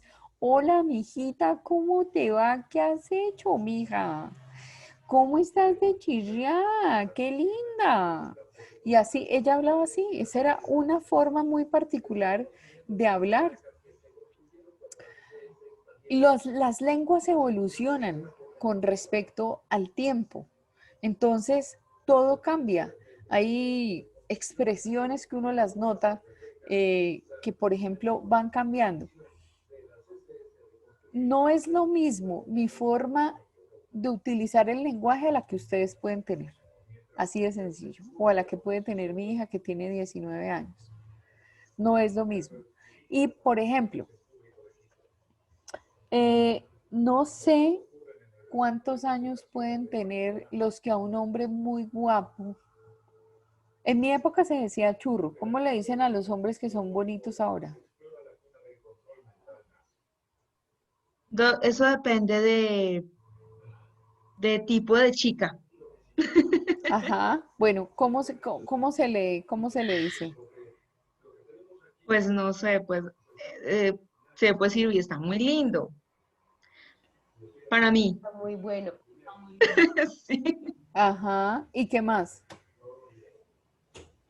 Hay una Ya iríamos a otras zonas donde dirían, uy, qué tipo. Claro, fíjate que Y ahí entre va, un poco más de lenguaje que uno no entiende. y ahí va la expresión. Hay una generación que a ese hombre muy bonito le decían que era un hembro. Pero esa es una generación que creo yo que en este momento puede tener algo así como unos 35 años o 30 tal vez, no sé. Yo no diría hembro nunca, yo diría un churro, ¿sí? Uy, es que el tipo era un churrazo. Y de pronto no, en Antioquia le dicen, no, es que es un bizcocho, ¿sí o no? Por ejemplo, para los hombres no ha cambiado tanto porque una hembra es una hembra. No es el femenino de un animalito, o sea, las perritas son hembras, el macho y la hembra, ¿cierto? Sin embargo, es que las novelas cuando son costumbristas son una risa. ¿Y qué? ¿Tuvo familia? Sí, sí, fulano de tal tuvo 3 hijos. 2 machos y una hembra, y uno dice, uy, ¿dónde están las vacas o dónde están los toros? Imposible, pero son formas en que la gente le hace evolución a la forma de hablar, a la estructura del lenguaje. Hoy en día, por ejemplo, las niñas muy jóvenes, pues ya nos igualamos a los hombres y todo es a partir de unas expresiones. No hay mujer que hoy en día, tristemente, para mí, ¿no? Es, ¿qué hubo, marica? ¿Qué más, marica? ¿Y qué más, huevón? No, y uno las oye y uno dice en clase, pero, o sea, ¿cómo? No, eran los niños los que decían eso. ¿Qué hubo, marica? Todo el tiempo, pero no, ya no, o sea, eso lo tuvieron los que hoy en día tienen 60, los que tienen 70, los que tienen 50, los que tienen 20, todos se tratan así, pero ahora ha cambiado y es lícito escuchar, digamos, ese tipo de palabras. Pues a mí me queda un poquito complicado, pues porque soy de otra época, ¿no? A mí en mi casa me hubieran lavado el hocico con jabón, se los aseguro. Me hubieran agarrado el cepillo de dientes con el jabón de lavar las manos y venga, le cepillo los dientes con el jabón porque pues así no se habla. Pero son cosas que cambian y tienen unas dinámicas de sociedad. Y fíjense que todo es un acuerdo, todo es una forma que uno plantea y que se ve completamente normal. Se ve completamente normal. Muy bien, entonces, volviendo a Beón, dice que el modelo es autónomo respecto a la lingüística, como quien dice, ese modelo que él plantea del discurso no tiene nada que ver con la estructura a nivel de construcción de frase, por llamarlo de alguna manera. Y dice que abre la posibilidad a un pensamiento ternario, y en ese pensamiento ternario se incluye el punto de vista de la persona que está haciendo la interpretación de la cosa, ¿sí? Y así es como se adquiere sentido, como quien dice, si el actor del proceso y de la situación está presente, es cuando se dan todos esos fenómenos discursivos. Entonces, pues a veces son cosas muy evidentes, son cosas que uno dice, uy, pero ¿para qué las plantean? Sí, pues sí. Entonces, pues sí, tenemos al intérprete y así como está el intérprete, pues es como se adquiere sentido. Claro, si no hay nadie, pues no hay sentido en la mitad, pero hay que plantearlo así porque el autor lo planteó así. Otra situación en particular que plantea Verón, y ya con esto dejo de enloquecerlos por el día de hoy, porque ya la dosis estuvo bastante fuerte, y con esto cierro. A Eliseo Verón dice, toda producción de sentido es social. Todo proceso significante descansa sobre una condición social y todo fenómeno social contiene un proceso de producción de sentido. Y más adelantico pues viene la conclusión. Entonces, analicemos la primera. Toda producción de sentido es social. Al bogotano le parece rara la chancla, pero en Venezuela es lícito. Entonces, tiene sentido dentro del contexto que la asume, la crea, la vive y la tiene como normal. ¿Sí?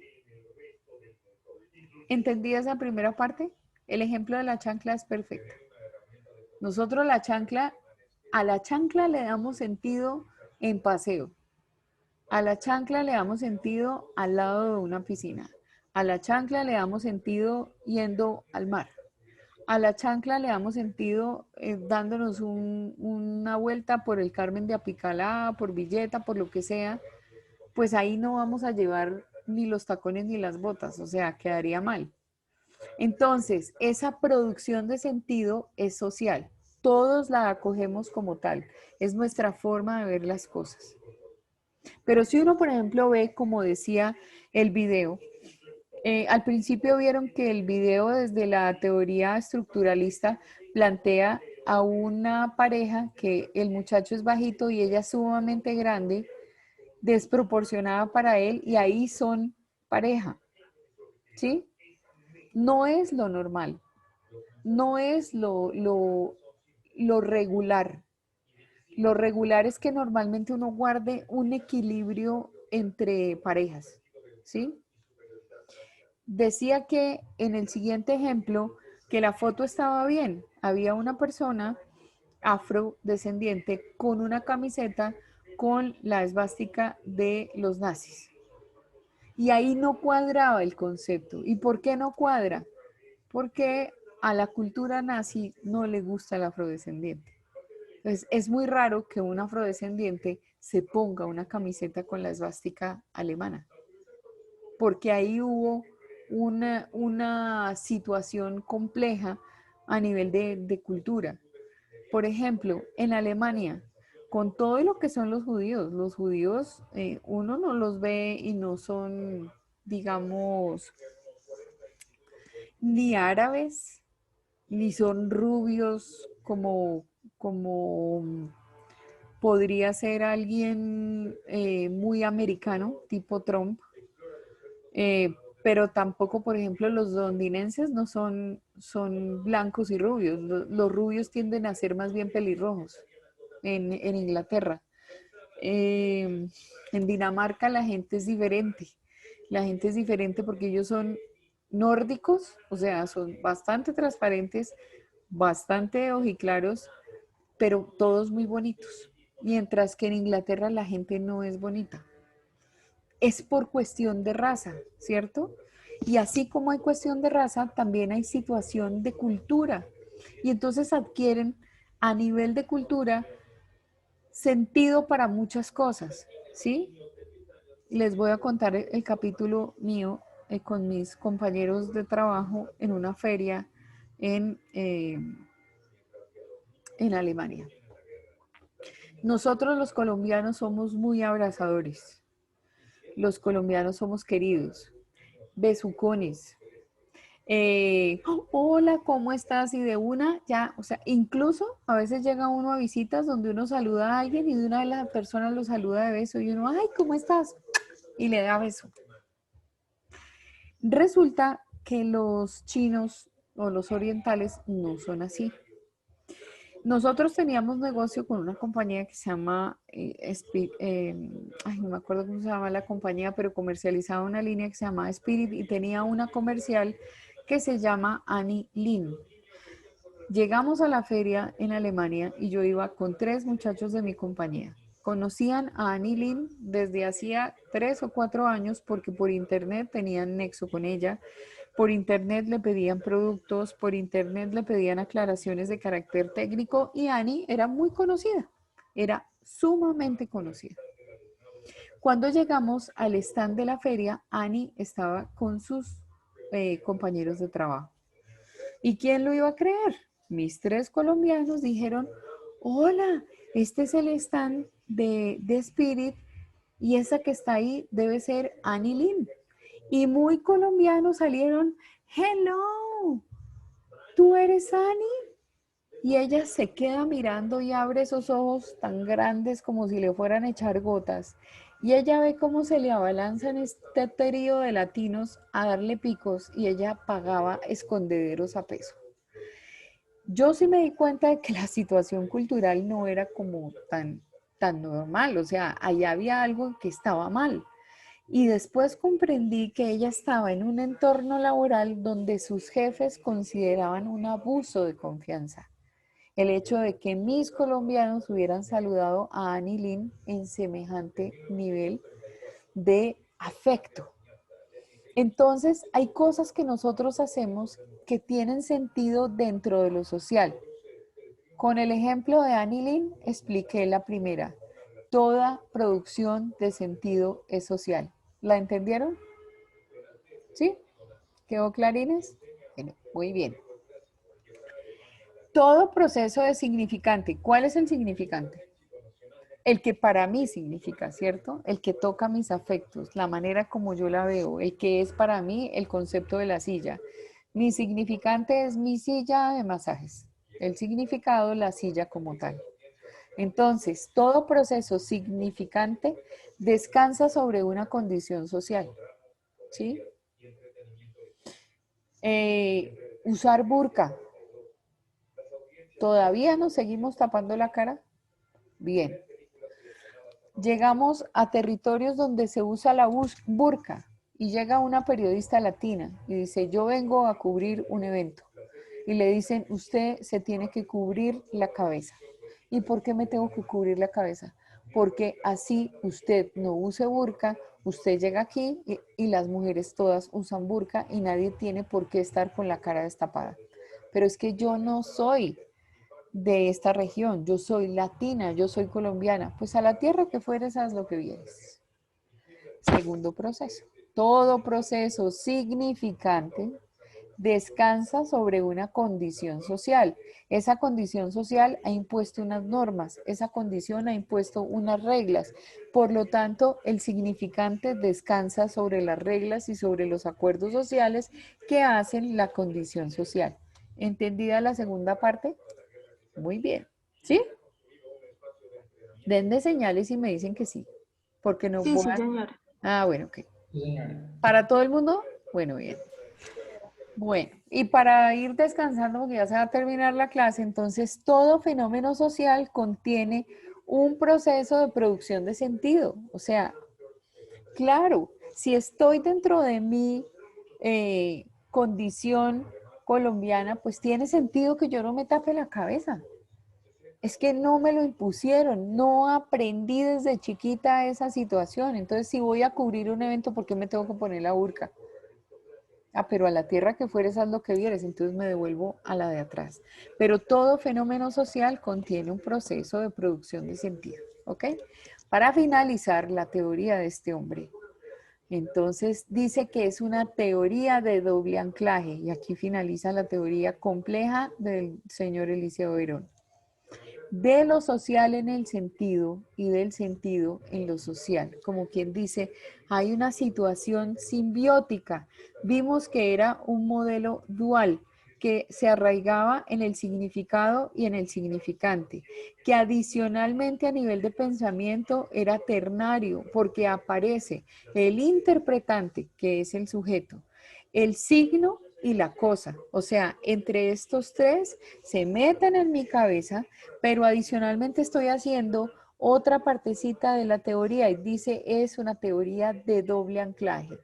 De lo social en el sentido, o sea, las cosas sociales adquieren sentido porque la misma organización social le quiso dar un sentido. Entonces, por eso es que él lo plantea, de lo social en el sentido y en el sentido en lo social. Entonces, lo que importa es el acuerdo y el grupo de gente que asume el concepto, el acuerdo, la visión de las cosas. Por ejemplo, árabes. ¿Con cuántas mujeres se casa un árabe? Con muchas. ¿Ellas son celosas la una con la otra? No. ¿Ustedes tendrían un matrimonio con un árabe donde no fueran las únicas? No, porque ustedes crecieron. No, ellos son muy posesivos. Y Para ellos, la mujer está por allá. Creo que la cultura de ellos es el hombre arriba, literalmente. Yo mando, yo soy, yo como hombre. El macho se puede decir. La mujer me sirve, no me sirve para otra nada más, sino para servirme. No me sirve para nada más, no me importa. Exacto. Eso, porque tuve una experiencia con una persona y, bueno, un familiar tuvo un noviazgo con esa persona, una persona de por allá y era muy posesivo. Alcanzamos a conocer un poco de esa cultura y son terribles, los hombres son terribles. Y estuve leyendo y no, peor. Nada que ver. Y cada una en su situación, o sea, ninguna es distinta, o sea, ninguna es igual y todas ocupan un lugar diferente, pero todas son sus mujeres, ¿cierto? Entonces, ahí lo que tú estás planteando dice, de lo social en el sentido, o sea, socialmente se mueven con unos principios y unas cosas y eso es lo que al mismo tiempo le da sentido para entenderlo de esa manera. Nosotros no pertenecemos a esa cultura y no entendemos.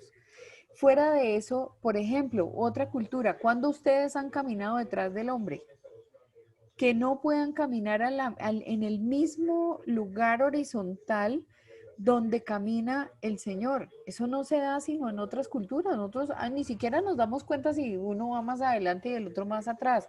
Por lo general vamos al mismo nivel, ¿sí? Pero no, hay culturas donde la mujer tiene que ir atrás. Entonces no se vayan lejos. Analicen cómo es la cultura guayú, analicen cómo es una cultura indígena y lo que ellos piensan de su cultura y cómo es el comportamiento. Ahí se explica la teoría de doble anclaje porque tiene sentido en esos acuerdos sociales y el comportamiento social maneja un sentido. Entonces, la teoría de doble anclaje es esa, de lo social en el sentido y el sentido en lo social. O sea, tiene sentido dentro de ese contexto. Tener 20 mujeres tiene sentido en una cultura árabe. Para el barranquillero que tiene 20 mujeres no tiene sentido. ¿Sí me entienden? Son dos culturas completamente diferentes. Si aquí aceptáramos eso, pues la bigamia, la poligamia, todas esas cosas, pues listo, estaríamos como en la cultura árabe, pero no es así. Entonces no impongamos cosas que no están dentro del sentido. Y eso es lo que de alguna manera mira el señor Eliseo Verón en su teoría. No quiero que tengan más pesadillas. Mañana tratamos de ver otras herramientas que nos permitan entender muchísimo mejor esta situación.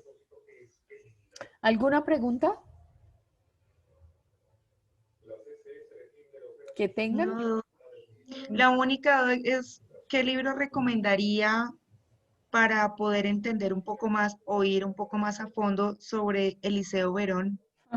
Es que sabes que mira, lo que yo recomiendo es revisar las teorías, pero no los libros, porque no alcanzamos a ver a Saussure, no alcanzamos a ver a Verón, no alcanzamos a ver todos los teóricos que vamos a tener aquí. O sea, vamos a tratar de entender algunas teorías que nos muestran algunos procesos que tienen que ver con comunicación, pero no nos alcanza la vida para poder profundizar con ni siquiera con la escuela de Palo Alto, ¿sí?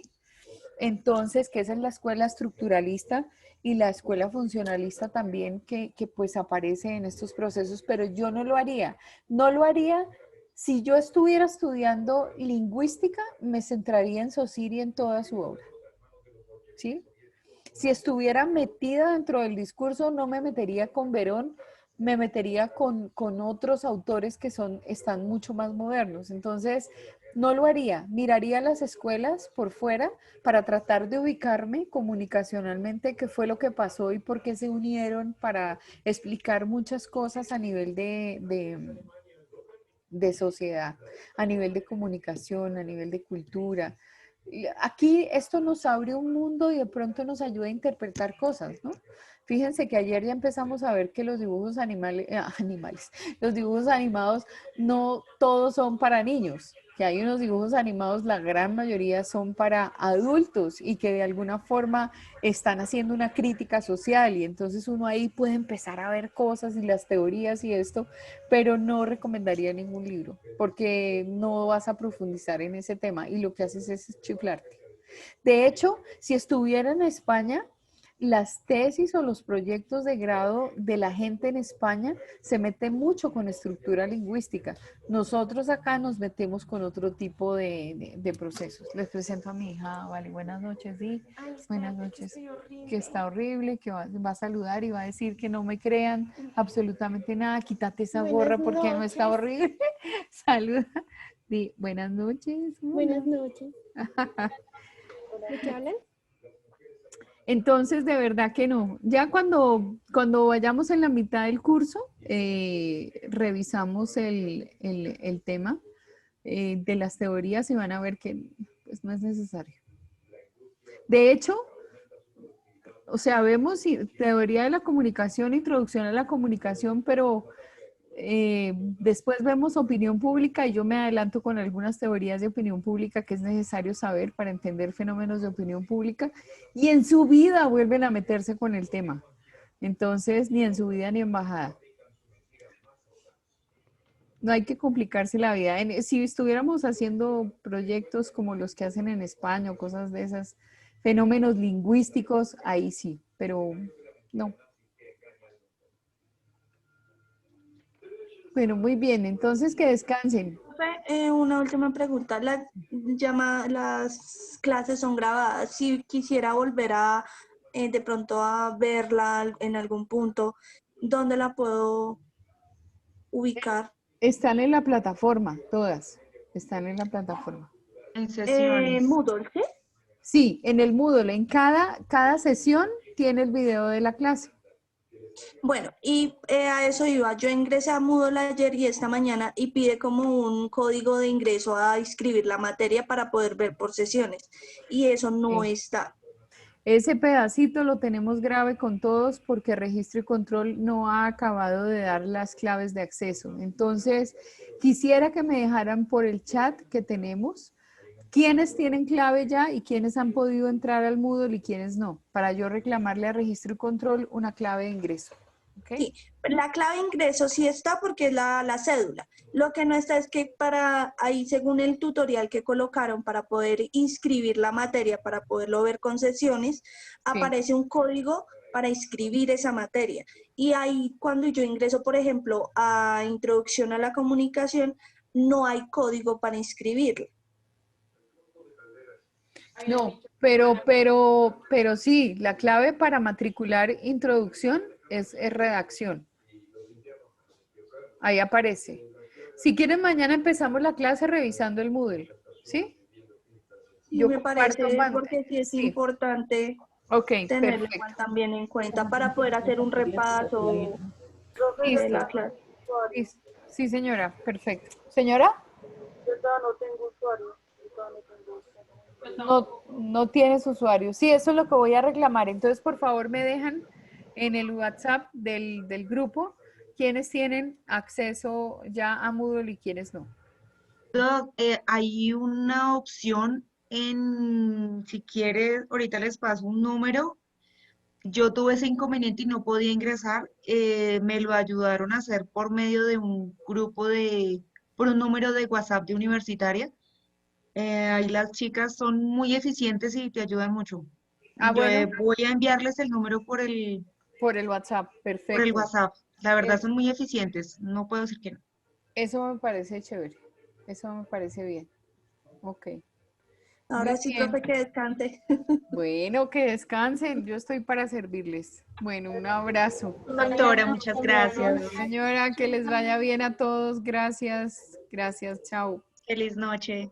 Feliz Hasta noche. luego a Gracias. todos. Hasta luego. Gracias. Chao.